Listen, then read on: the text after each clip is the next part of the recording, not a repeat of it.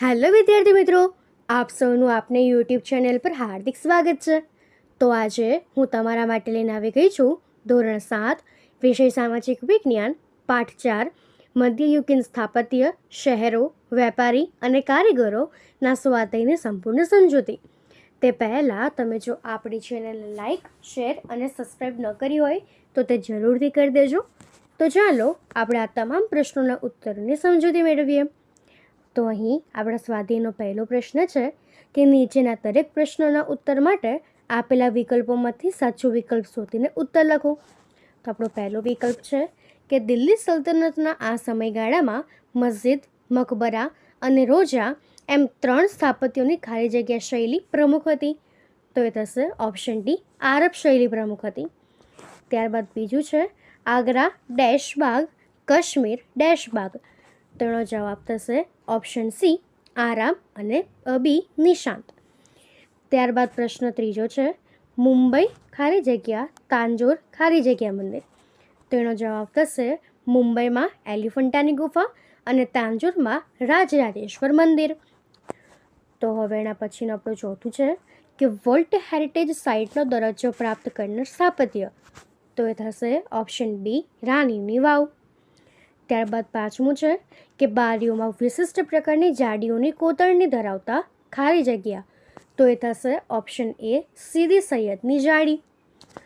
તો હવે એના પછીનો આપણો બીજો પ્રશ્ન છે કે નીચેના પ્રશ્નોના ટૂંકમાં ઉત્તર આપો. તેમાં પહેલો પ્રશ્ન છે સ્થાપત્ય એટલે શું? તો આપણે એના જવાબમાં લખીશું કે સ્થાપત્ય માટે શિલ્પશાસ્ત્ર શબ્દ પણ વપરાય છે. સ્થાપત્યનો સરળ અર્થ બાંધકામ એવો થાય છે. મકાનો, નગરો, કૂવાઓ, કિલ્લાઓ, મિનારાઓ, સ્મારકો, સ્તંભો, મંદિર, મસ્જિદ, મકબરા, વાવ વગેરેના બાંધકામને સ્થાપત્ય કહેવાય છે. ત્યારબાદ બીજો પ્રશ્ન છે કે રાજસ્થાનની કઈ કઈ ચિત્રશૈલીઓ સુવિખ્યાત હતી? તેનો જવાબ થશે કે રાજસ્થાનની મેવાડ, જયપુર, મારવાડ, કોટા વગેરે ચિત્રશૈલીઓ સુવિખ્યાત હતી. ત્રીજો પ્રશ્ન છે હમ્પીને કઈ બાબતો દ્વારા હુન્નરકલા તથા વેપાર વાણિજ્યનું કેન્દ્ર ગણી શકાય? તો હમ્પીને આ 2 બાબતો દ્વારા હુન્નરકલા અને વેપાર વાણિજ્યનું કેન્દ્ર ગણી શકાય. જેમાં પહેલું છે વિજયનગરના સામ્રાજ્યના પાટનગર શહેર હમ્પીમાંથી સુતરાઉ કાપડ, રેશમી કાપડ અને મસાલા સહિતની ચીજ વસ્તુઓની યુરોપના દેશોમાં નિકાસ થતી હતી. અને બીજું કે હમ્પીમાંથી 3 પ્રકારના સોનાના સિક્કાઓ મળી આવ્યા છે. તો હવે એના પછીનો ચોથો પ્રશ્ન છે કે મુઘલ યુગની સ્થાપત્ય કલાના નામ આપો. તો અહીં મુઘલ યુગની સ્થાપત્ય કલાના નામ, જેમાં પહેલું છે કે મુઘલકાલીન સ્થાપત્યના શ્રેષ્ઠ નમૂના રૂપ દિલ્હીમાં આવેલો હુમાયુનો મકબરો એટલે કે કબર. ત્યારબાદ બીજું છે મુઘલ સમ્રાટ અકબરે આગ્રામાં બંધાવેલ વિશાળ કિલ્લો.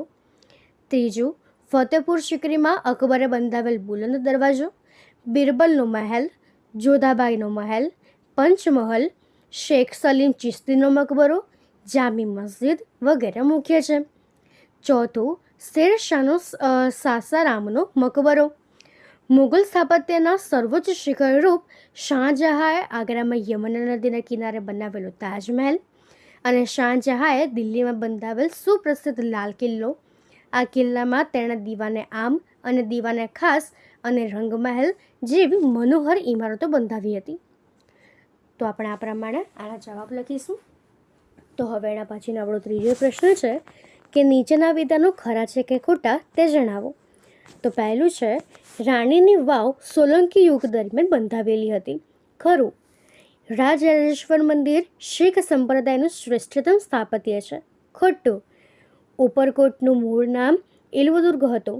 તો એ પણ ખોટું. ત્યારબાદ દુનિયામાં એક જ જગ્યાએ પહાડ પર સૌથી વધારે મંદિર હોય તેવું સ્થળ એટલે પાવાપુરી. તો એ થશે સાચું. ગુજરાતમાં કચ્છ અને કાઠિયાવાડમાં પાડિયાઓની પરંપરા આજે પણ જીવંત છે. તો એ થશે ખોટું. તો હવે એના પછીનો ચોથો પ્રશ્ન છે, ટૂંક નોંધ લખો. એમાં પહેલું છે પાડિયા. તો આપણે લખીશું કે ગુજરાતમાં સ્થાપત્યોમાં પાડિયાનું એક વિશિષ્ટ સ્થાન છે. તે ગુજરાતનું અજોડ સ્થાપત્ય છે. દુશ્મનો સામે પાર થઈ ઊભા રહી યુદ્ધમાં શહીદ થનાર વીર પુરુષની યાદમાં જે સ્મારક કે ખાંભી ઊભી કરવામાં આવી છે તેને પાળિયા કહેવામાં આવે છે. જે નીડર સ્ત્રીઓએ જાહેર કર્યું હોય છે કે સતી થઈ હોય તો તેમના પણ પાળિયા બનાવવામાં આવે છે. તેણે સતીના પાળિયા પણ કહેવામાં આવે છે. દરેક પાળિયાની સાથે કોઈ વીર પુરુષની બલિદાનની ગાથા જોડાયેલી હોય છે. યોદ્ધાનો પાળીઓ મોટાભાગે તેના યુદ્ધ સ્થળ કે મૃત્યુના સ્થળ એ બાંધવામાં આવે છે. પાળિયાની વર્ષમાં તેની મૃત્યુતિથિ પ્રમાણે પૂજા અર્ચના કરવામાં આવે છે. પાળિયાના સ્થળે મેળો પણ યોજાતો હોય છે. લોકો પાળિયાને સિંદૂર લગાવીને એ વીર પુરુષના બલિદાનને બિરદાવે છે. ગુજરાતમાં પાળિયાના શ્રેષ્ઠતમ ઉદાહરણોમાં જામનગર પાસે ભૂચર મોરીનો સૂરજ કુંવરબાના પાળિયાનો અને સોમનાથ મંદિર પાસે હમીરજી ગોહિલના પાળિયાનો સમાવેશ થાય છે. તો એના પછીનું બીજું છે મોઢેરાનું સૂર્ય મંદિર. તો એમાં આપણે લખીશું કે મોઢેરાનું સૂર્ય મંદિર ઉત્તર ગુજરાતમાં મહેસાણાના મોઢેરા ખાતે આવેલું છે. તે ઈસવીસન 1026માં ભીમદેવ સોલંકીના પ્રથમના શાસનકાળ દરમિયાન બાંધવામાં આવ્યું હતું. આ મંદિરનું પ્રવેશ દ્વાર પૂર્વ દિશામાં છે. તેથી વહેલી સવારે સૂર્ય ઉગે ત્યારે તેના કિરણો સીધા ગર્ભગૃહમાં પ્રવેશીને સૂર્ય પ્રતિમાના મુગટની મધ્યમાં રહેલા મણી પર પડતા સમગ્ર મંદિર પ્રકાશપુંજથી ઝળહળી ઉઠતું હશે. પરિણામે સમગ્ર વાતાવરણમાં દિવ્યતા પ્રગટી હશે. આ મંદિરના ગર્ભગૃહની બહાર સૂર્યની 12 વિવિધ મૂર્તિઓ અંકિત થયેલી આજે પણ જોઈ શકાય છે. સૂર્ય મંદિરની બહારના વિશાળ જળકુંડની ચારેય દિશાએ નાના નાના કુલ 108 મંદિર એટલે કે દરિયો આવેલા છે. તેમાં સવાર સાંજ પ્રગટાવવામાં આવતી દીપમાલાને લીધે નયનરમ્ય દ્રશ્ય સર્જાય છે. મોઢેરાનું સૂર્ય મંદિર તેની કલાત્મક સ્થાપત્ય રચના અને શિલ્પી સમૃદ્ધિને કારણે આંતરરાષ્ટ્રીય ખ્યાતિ ધરાવે છે. તો એના પછીનું ત્રીજું છે રાણીની વાવ. તો આપણે લખીશું કે સોલંકી રાજા ભીમદેવ પ્રથમના રાણી ઉદયમતીએ પાટણ શહેરની પ્રજાને પાણી પૂરું પાડવા માટે વાવ બંધાવી હતી, જે રાણીની એટલે કે રાણકી વાવના નામે વિશ્વ પ્રસિદ્ધ છે. આ વાવ શિલ્પ સ્થાપત્યનો અજોડ નમૂનો છે. 7 માળની રાણીની વાવ એક અજયબી સમાન છે. વાવના 7 માળના દરેક પથ્થર ઉપર બારીક અને સુંદર નકશીકામ થયેલું છે. વાવના 7 ઝરૂખા છે. દરેક ઝરૂખામાં વિષ્ણુ ભગવાન બિરાજમાન થયેલા જોઈ શકાય છે. વાવમાં ભગવાન દશાવતારની સુંદર મૂર્તિ છે. આ ઉપરાંત અનેક દેવી દેવતાઓ, અપ્સરાઓ અને સામાજિક જીવનના દ્રશ્યો પથ્થરો પર કંડારવામાં આવેલા છે. ખરેખર રાણીની વાવ એ પથ્થરમાં કંડરાયેલું માનવ સૌંદર્યનું મહાકાવ્ય છે. ઈસવીસન 2014માં યુનેસ્કોએ રાણીની વાવને વર્લ્ડ હેરિટેજ સાઇટ એટલે કે વૈશ્વિક વારસાનું સ્થળનો દરજ્જો આપ્યો છે. તો હવે એના પછીનું ચોથું છે મુગલ સ્થાપત્ય કલા. તો આપણે એમાં લખીશું કે મુગલ સ્થાપત્ય કલા વિશિષ્ટ પ્રકારની હતી. જેમાં પહેલું છે કે દિલ્હીમાં આવેલો હુમાયુનો મકબરો એટલે કે કબર એ મુગલકાલીન સ્થાપત્ય કલાનો શ્રેષ્ઠ નમૂનો છે. મુગલ બાદશાહ અકબરે આગ્રામાં વિશાળ કિલ્લો બંધાવ્યો હતો. તેણે આગ્રાથી 30 કિલોમીટર દૂર ફતેહપુર સિકરી નગર વસાવી તેમાં બુલંદ દરવાજો, બિરબલનો મહેલ, જોધાબાઈનો મહેલ, પંચમહેલ, શેખ સલીમ ચિશ્તીનો મકબરો, જામે મસ્જિદ જેવા બાંધકામો કરાવ્યા હતા. ત્યારબાદ ત્રીજું છે કે શેરશાહનો શારશાહનો મકબરો એ નોંધપાત્ર મુગલકાલીન સ્થાપત્ય છે. ત્યારબાદ ચોથું છે કે ઈસવીસન 1630માં અવસાન પામેલી પોતાની બેગમ મુમતાજ મહેલની યાદમાં શાહજહાએ આગ્રામાં યમુના નદીના કિનારે ભવ્ય તાજમહેલ બંધાવ્યો હતો. દુનિયાના અદ્વિતીય મકબરાઓમાં તેની ગણના થાય છે.